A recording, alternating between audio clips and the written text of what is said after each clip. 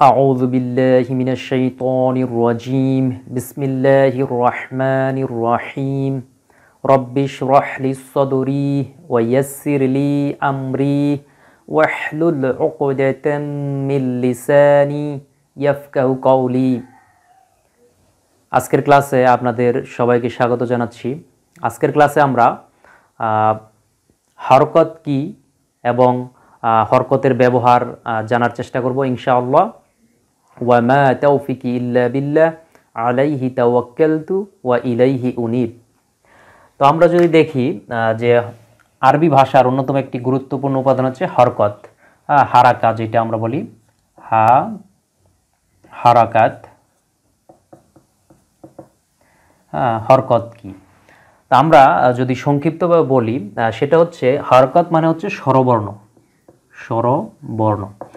প্রতিটা ভাষাতেই কিন্তু স্বরবর্ণ এবং ব্যঞ্জন বর্ণ আছে। ইংরেজি ভাষায় যেমন ভাওয়েল এবং কনসোনেন্ট, বাংলায় হচ্ছে স্বরবর্ণ বা ব্যঞ্জন বর্ণ, তেমনিভাবে আরবিতে হারাকা মানে হচ্ছে স্বরবর্ণ। আরও যদি সংক্ষিপ্ত করে বলি যে বাংলা ভাষায় যেমন স্বরবর্ণের সংক্ষিপ্ত রূপকে বলা হয় কার, যেমন আকার, রসিকার, দীর্ঘ ইকার, রসুকার, এগুলা কার। আর ব্যঞ্জন বর্ণের সংক্ষিপ্ত রূপকে বলা হয় ফলা, জফলা, রফলা, বফলা, এই ধরনের ফলা। তো আরবিতে হচ্ছে এই যে হারাকা মানে হচ্ছে স্বরবর্ণ, সেই স্বরবর্ণের সংক্ষিপ্ত রূপ, স্বরবর্ণের সংক্ষিপ্ত রূপ আছে আরবিতে তিনটা স্বরবর্ণ। একটা হচ্ছে আলিফ, তারপরে হচ্ছে ওয়াও, ইয়া, এই তিনটা হচ্ছে আরবি স্বরবর্ণ। এখন এই আরবি স্বরবর্ণের তিনটা সংক্ষিপ্ত রূপ আছে। এইগুলো হচ্ছে হারাকাত বা স্বরবর্ণের সংক্ষিপ্ত রূপ। যেমন যেটা আলিফ, তার বিপরীতে জবর, পেশ। ইয়া হচ্ছে জের। আলিফের সংক্ষিপ্ত রূপ হচ্ছে জবর, ওয়াও এর সংক্ষিপ্ত রূপ হচ্ছে পেশ, আর ইয়া এর সংক্ষিপ্ত রূপ হচ্ছে জের।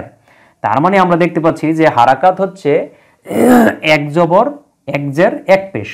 এই তিনটাকে বলা হয় কি হারাকাত। তার মানে জের, জবর এবং পেশকে বলা হয় হারাকাত, কারণ এটা হচ্ছে স্বরবর্ণের সংক্ষিপ্ত রূপ। আমি আবার বলি যে জবরটা হচ্ছে, আমরা জবর বলি বাংলায়, কিন্তু আরবিতে বলা হয় কি, তারা হচ্ছে আরবিতে বলা হয় এটা ফাতহা। ফাতহা মানে জবর, আমরা বাংলায় বলি জবর, আরবিতে হচ্ছে ফাতহা। আর পেশ, এটাকে আরবিতে বলা হয় দম্মা। দম্মা মানে পেশ, আমরা বলি বাংলায় পেশ বলি, আরবিতে হচ্ছে দম্মা। আর এটা হচ্ছে কাসরা, কাসরা মানে হচ্ছে জের, যেটাকে আমরা বলি জের বলি। তাহলে আমরা কাসরা, দম্মা, ফাতহা, এই তিনটা হচ্ছে আরবি স্বরবর্ণ বা হারাকাত, অর্থাৎ স্বরবর্ণের সংক্ষিপ্ত রূপ হচ্ছে হারাকাত।